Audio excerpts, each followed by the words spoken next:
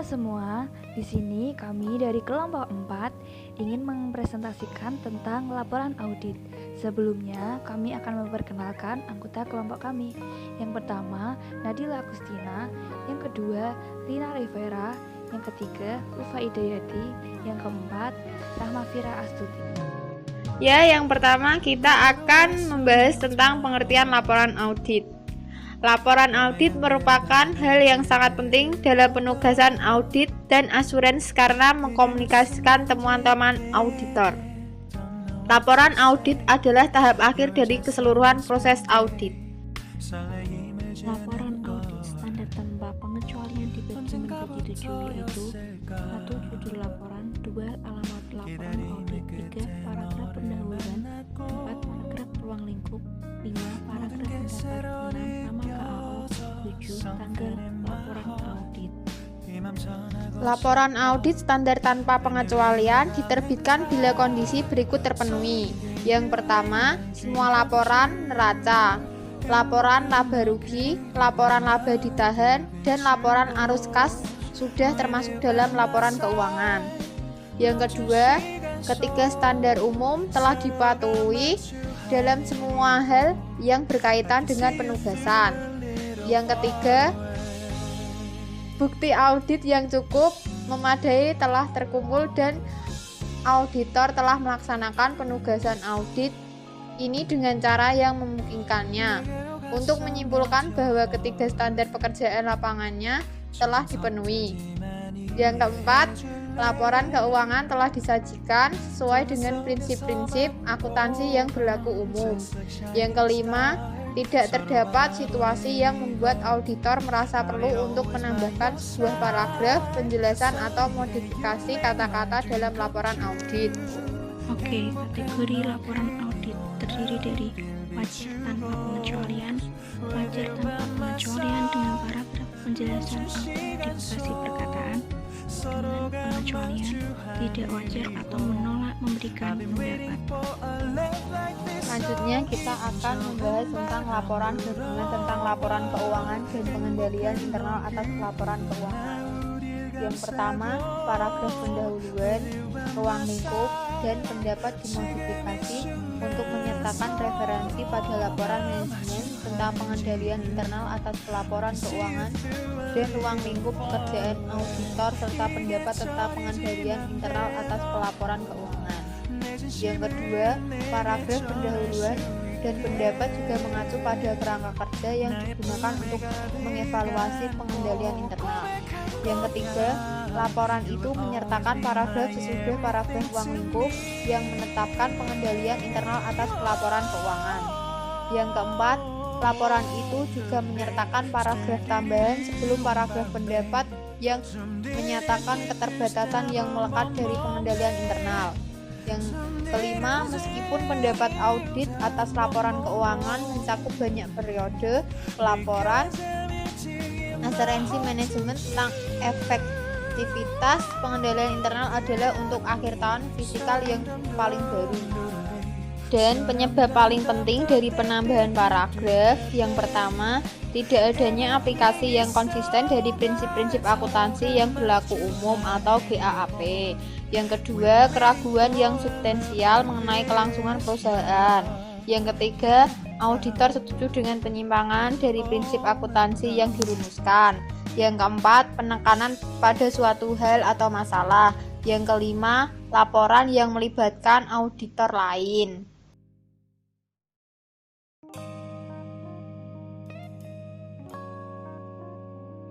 Berikut ini adalah contoh perubahan yang mempengaruhi konsistensi.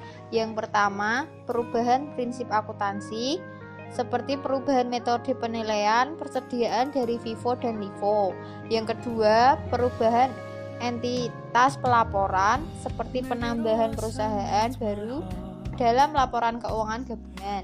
Yang ketiga, koreksi kesalahan yang melibatkan prinsip-prinsip akuntansi, yaitu dengan mengubah prinsip akuntansi yang tidak berlaku umum menjadi prinsip akuntansi yang berlaku umum, termasuk koreksi kesalahan yang diakibatkannya. Dan berikut adalah contoh perubahan yang mempengaruhi komparabilitas. Yang pertama, perubahan estimasi seperti penurunan umur, manfaat aktiva untuk tujuan penyusutan. Yang kedua, koreksi kesalahan yang tidak melibatkan prinsip akuntansi seperti kesalahan matematis dalam tahun sebelumnya. Ketiga, variasi format dan penyajian informasi keuangan. Yang keempat, perubahan yang terjadi akibat transaksi atau peristiwa yang sangat berbeda, seperti usaha dalam riset dan pengembangan yang baru atau penjualan anak perusahaan. Berikut faktor yang dapat menimbulkan ketidakpastian mengenai kemampuan perusahaan untuk terus bertahan. 1. Kerugian operasi atau kekurangan modal kerja yang berulang dan signifikan. 2. Ketidakmampuan perusahaan untuk membayar kewajiban ketika jatuh tempo. 3. Kehilangan pelanggan utama dari bencana yang tak dijamin oleh asuransi seperti gempa bumi, banjir, masalah ketenaga kerjaan, dan yang tidak biasa. 4. Pengambilan undang-undangan atau hal serupa lainnya yang sudah jadi dapat membahayakan kemampuan entitas untuk beroperasi. Berikut contoh informasi penjelas di mana auditor dapat melaporkan penekanan pada suatu masalah. 1. Ada transaksi dengan pihak terkait yang bernilai besar. 2. Peristiwa penting yang terjadi setelah tanggal neraca. 3. Uraian tentang masalah akuntansi yang mempengaruhi kontabilitas laporan keuangan tahun. 4. Ketidakpastian material yang digunakan dalam catatan kaki. Penyimpangan dari laporan audit wajar tanpa pengecualian. 1. Ruang lingkup audit dibatasi atau pembatasan ruang lingkup. Apabila auditor tidak dapat mengumpulkan bukti audit yang mencukupi untuk menyimpulkan apakah laporan keuangan telah disajikan sesuai dengan GAAP atau PSAK, maka terjadi pembatasan atas ruang lingkup audit. Penyebab utama pembatasan ruang lingkup audit yaitu ada 2. 1. Pembatasan oleh klien. Suatu contoh pembatasan oleh klien adalah penolakan manajemen untuk mengizinkan auditor mengkonfirmasikan piutang yang material atau pengujian visi persediaan. Yang kedua, pembatasan yang disebabkan oleh situasi yang berada di luar kendali klien atau auditor. Suatu contoh pembatasan yang disebabkan oleh situasi yang berbeda di luar kendali adalah apabila penugasan audit belum disepakati hingga akhir periode keuangan klien. Dan ini adalah penyimpangan dari laporan audit wajar tanpa pengecualian. 2. Laporan keuangan tidak sesuai dengan prinsip-prinsip akuntansi yang berlaku umum atau penyimpangan GAAP.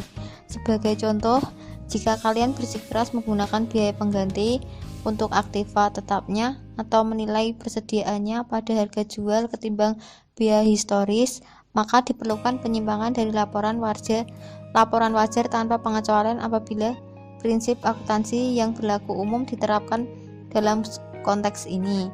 Maka pertimbangan auditor atas memadainya seluruh pengungkapan informatif termasuk catatan kaki secara khusus sangat penting. Selanjutnya, penyimpangan dari laporan audit wajar tanpa pengecualian. 3. Auditor tidak independen. Apabila salah satu dari ketiga kondisi di atas memerlukan penyimpangan dari laporan wajar tanpa pengecualian yang ada dan bernilai material, maka laporan selain laporan wajar tanpa pengecualian harus diterbitkan. 3 jenis utama laporan audit yang diterbitkan sesuai dengan ketiga kondisi tersebut adalah 1. Pendapat wajar dengan pengecualian. 2. Pendapat tidak wajar. 3. Serta menolak memberikan pendapat.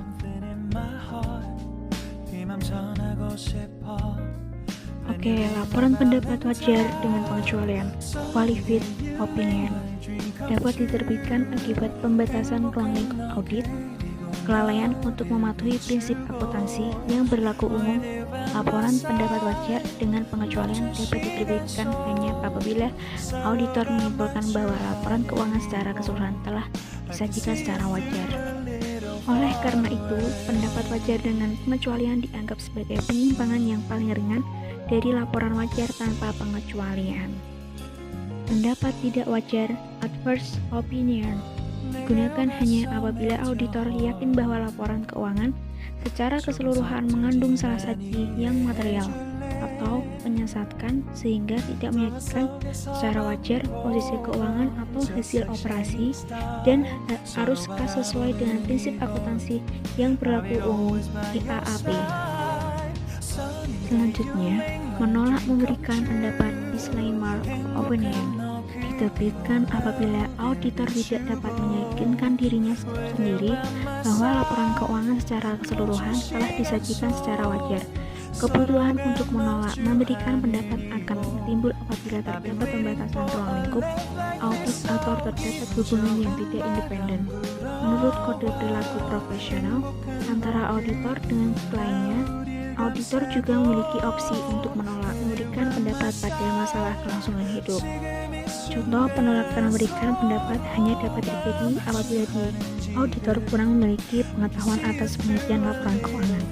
Sedangkan untuk menyatakan pendapat tidak wajar, auditor harus memiliki pengetahuan bahwa laporan keuangan tidak disajikan secara wajar. Oke, selanjutnya materialitas. Dari suatu pertimbangan penting dalam membentuk jenis laporan yang tepat diterbitkan dan sebagai contoh, relatif tidak material terdapat laporan keuangan suatu entitas selama periode berjalan, maka tepat untuk menerbitkan pendapat wajar tanpa pengecualian. Contoh umumnya adalah membebankan segala perlengkapan kantor, bukannya membukukan sebagai yang belum digunakan ke dalam persediaan karena jumlahnya tidak signifikan. Tingkat materialitas 1. Jumlahnya tidak material. Apabila ada salah saji dalam laporan keuangan, tetapi cenderung tidak mempengaruhi keputusan pemakaian laporan, hal tersebut dianggap sebagai tidak material, karena itu pendapat-pendapat wajar tanpa pengecualian layak diterbitkan. Contoh, asumsikan bahwa manajemen mencatat asuransi dibayar di muka sebagai aktiva pada tahun sebelumnya dan memutuskan untuk membebankan dalam tahun berjalan guna mengurangi biaya pemeliharaan catatan ini. Berarti manajemen gagal mematuhi GAAP atau PSAK.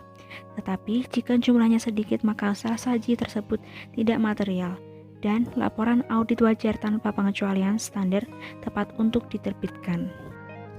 Tingkatan yang kedua yaitu jumlahnya material tetapi tidak memperburuk laporan secara keseluruhan.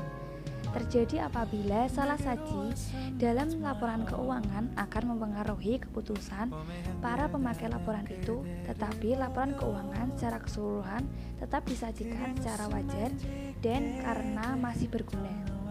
Contohnya, pengetahuan akan salah saji yang besar dalam aktiva tetap mungkin mempengaruhi keinginan pemakai untuk meminjam uang kepada perusahaan jika aktiva itu adalah jaminannya. Salah saji dalam perusahaan tidak berarti bahwa kas piutang usaha dan unsur-unsur laporan keuangan lainnya atau laporan keuangan secara keseluruhan tidak benar secara material. Tingkatan materialitas yang ketiga yaitu jumlahnya sangat material atau begitu persuasif sehingga kewajaran laporan keuangan secara keseluruhan diragukan. Tingkat materialitas tertinggi terjadi apabila pemakai mungkin akan membuat keputusan yang tidak benar jika mereka mengandalkan laporan keuangan secara keseluruhan. Kembali pada contoh sebelumnya, jika persediaan merupakan saldo terbesar dalam laporan keuangan, maka salah saji yang besar mungkin akan begitu material sehingga laporan auditor harus menunjukkan bahwa laporan keuangan secara keseluruhan tidak dapat dipandang sebagai telah disajikan secara wajar. Apabila terwujud tingkat material yang tinggi, auditor harus menolak memberikan pendapat atau selanjutnya kita masuk ke keputusan materialitas kondisi non-GAAP. Beberapa aspek materialitas harus dipertimbangkan. Jumlah dolar dibandingkan dengan dasar tertentu. Masalah utama dalam mengukur materialitas apabila klien gagal mematuhi GAAP biasanya adalah total dolar salah saji pada akun-akun yang terlibat yang dibandingkan dengan beberapa dasar pengukuran. Contohnya, sangatlah penting untuk tidak melupakan pengaruh kurang saji persediaan terhadap harga pokok penjualan, laba sebelum pajak, beban pajak penghasilan, serta utang pajak penghasilan akurat. Selanjutnya dapat diukur. Jumlah dolar dari beberapa jenis salah saji tidak dapat diukur secara akurat.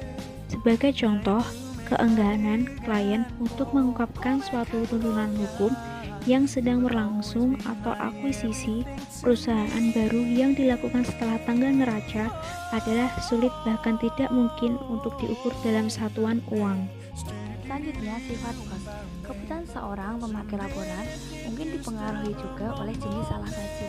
Berikut ini adalah hal-hal yang dapat mempengaruhi keputusan para pemakai laporan, dan dengan demikian juga pendapat auditor dalam cara yang berbeda ketimbang pada kebanyakan salah saji.